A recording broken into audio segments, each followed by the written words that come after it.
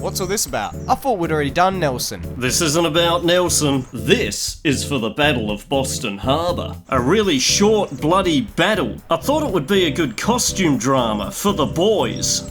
Never heard of it. Well, it was in the War of 1812, the British versus the Americans. I can't really explain it satisfactorily in the allotted 1 minute, but rest assured, it's a really interesting part of history. Well, I like it anyway. I'm Brian Pilchard, and I love history. Using my skills in effects, clothes, and disguises, I'm going to take you on a journey back in time for an adventure in super history! History! It's May 1813. Captain Philip Brooke may or may not have visited the Commander-in-Chief, Admiral Alexander Cochrane. Cochrane has a personal grudge and hates anything American. Is this American? I believe so, sir.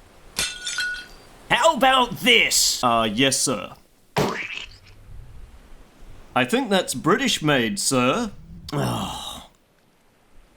Our ships are getting pummeled by the Americans. They have an iron-made ship that the cannonballs are just bouncing off of. Actually, sir, the USS Constitution is not made of iron. It's the way the wood is angled on its hull. The point is, my cousin died in the American Revolutionary War. And the only thing that's going to make that better is by destroying and killing as much stuff as possible. Captain Philip Brooke had been in command of the 38-gun frigate, the HMS Shannon, since August 1806. On the American side, Commander James Lawrence has just defeated the HMS Peacock on the 24th of February. This was put down to the HMS Peacock's poor gunnery. Where does this cannonball go? It's a pink tennis ball, mate. He is promoted to captain, and with his new rank, he hopes to be put in command of the USS Constitution. And the winner of the USS Constitution's captaincy is Charles Stewart, and not Captain Lawrence.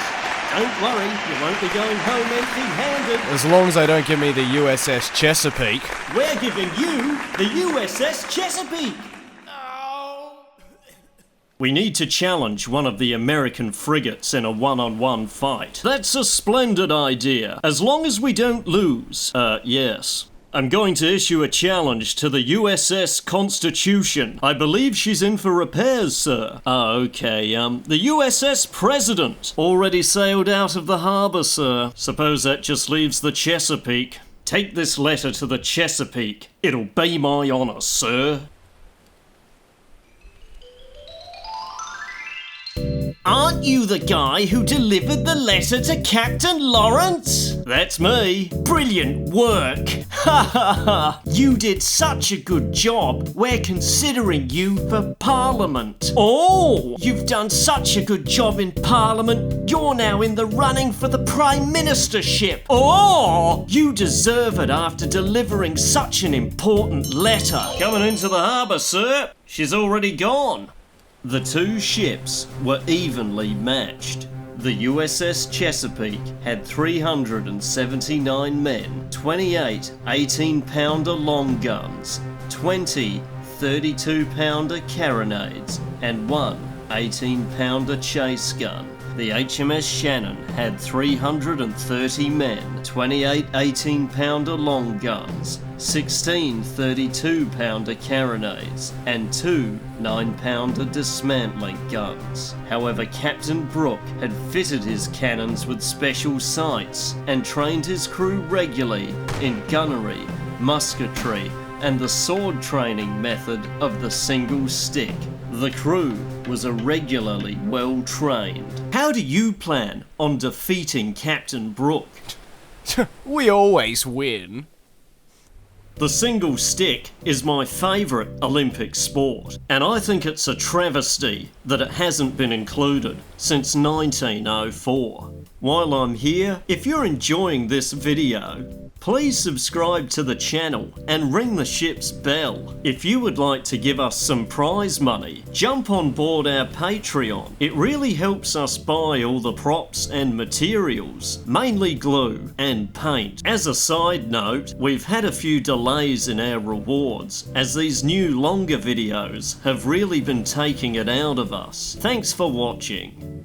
It's June the 1st, 1813. The battle commences at 6 p.m. between Cape Ann and Cape Cod. The Shannon fired first. Their precise gunnery was devastating. Despite this, the Chesapeake's crew were also well trained and returned fire. Fire! Captain Lawrence realised that the Chesapeake was moving too fast, so he orders a pilot's luff to slow the ship down. Pilot's luff!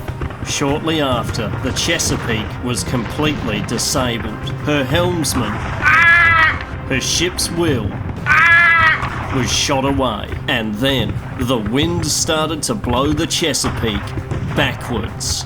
The Chesapeake made contact with the Shannon on her starboard side. The Chesapeake endured further gunfire. Although under fire, Captain Lawrence decided to board. Prepare to board! However, not many of the men heard. Lieutenant Cox had gathered a boarding party, but when he reached the quarterdeck, he found Captain Lawrence badly wounded. Oh no, Captain Lawrence! Tell the men to fire faster! Don't give up the ship! Follow me who can! I'm with you, Captain. I'm with you too.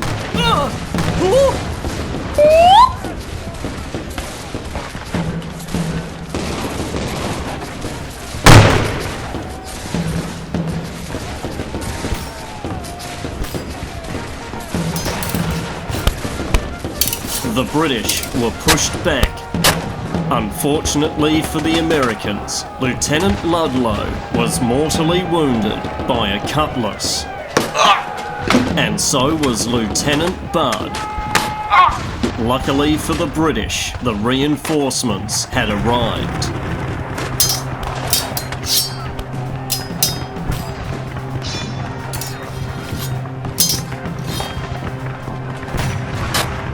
You're next!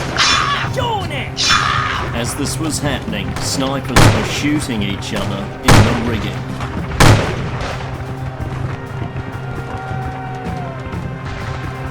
Good Lord!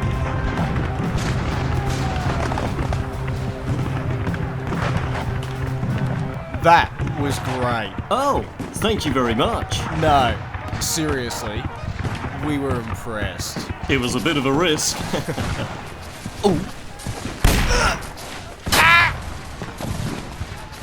During the boarding action, the two ships were separated by a huge gust of wind.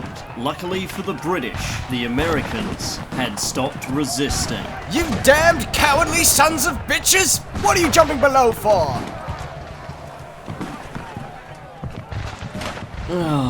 That means we're gonna get hung. Yep, might as well try and kill the captain, get a bit of recognition in the Naval Gazette. People might even be talking about this for years. And who knows, in a few hundred years, this incident might be poorly reenacted on a medium we can't even comprehend will exist.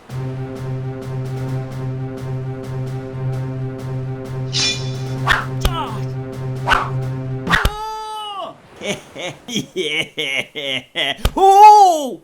It's unsure the length of time the battle took.